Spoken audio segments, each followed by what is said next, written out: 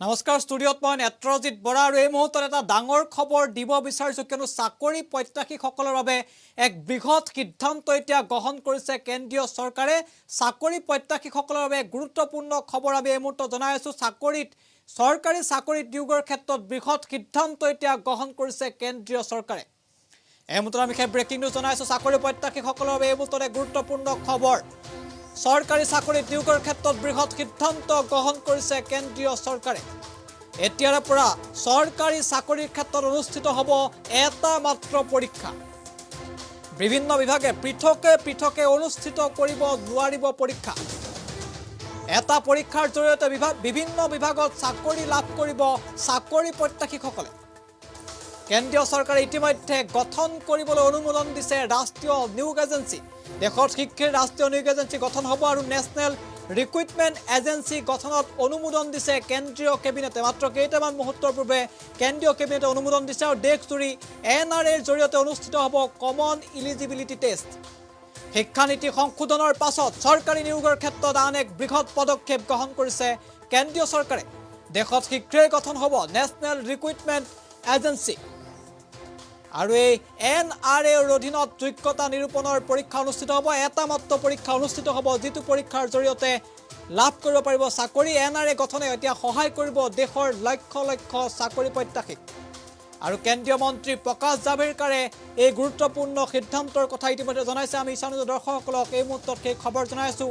চাকৰি প্ৰত্যাশীসকলৰ বাবে গুৰুত্বপূৰ্ণ খবৰ কিয়নো কেন্দ্ৰীয় চৰকাৰে এক বৃহৎ সিদ্ধান্ত গ্ৰহণ কৰিছে এতিয়াৰ পৰা চৰকাৰী চাকৰিৰ ক্ষেত্ৰত এটা মাত্ৰ পৰীক্ষা অনুষ্ঠিত হ'ব বিভিন্ন বিভাগে পূৰ্বৰ দৰে পৃথকে অনুষ্ঠিত কৰিব নোৱাৰিব পৰীক্ষা কেন্দ্ৰীয় মন্ত্ৰীগৰাকীৰ মন্তব্য প্ৰথমতে শুনাই লৈছোঁ তাৰ পাছতেই জনাম যে চাকৰিৰ ক্ষেত্ৰত আন কেতবোৰ কি নতুন সিদ্ধান্ত গ্ৰহণ কৰিছে কেন্দ্ৰীয় চৰকাৰে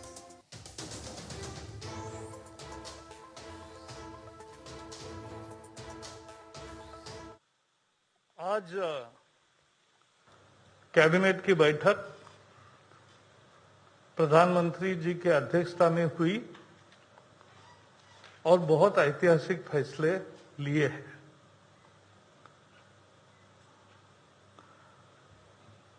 आज नौकरी के लिए जो युवा होते हैं उनको बहुत परीक्षाएं देनी पड़ती है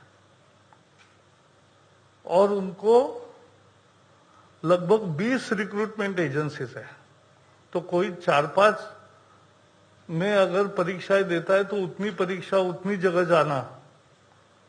ये सब समाप्त करने के लिए एक ऐतिहासिक फैसले में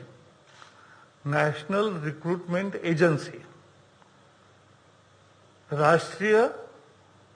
भर्ती संस्था ये परीक्षा लेने वाली कॉमन एलिजिबिलिटी टेस्ट ये लेगी और इसका करोड़ों छात्रों को लाभ मिलेगा छात्रों को यानी युवाओं को लाभ मिलेगा जो नौकरी के लिए आवेदन करते हैं इसके बारे में विस्तार से जानकारी देने के लिए हमारे साथी जितेंद्र सिंह जी आए हैं लेकिन मैं इतना ही कहूंगा कि ये मांग थी पूरे युवा पीढ़ी की सालों से लेकिन नहीं हो रहा था लेकिन इस एक निर्णय से नेशनल रिक्रूटमेंट एजेंसी से एक परीक्षा उससे उनकी तकलीफ भी दूर होगी उनका पैसा भी बचेगा और मानसिक स्वास्थ्य भी ठीक रहेगा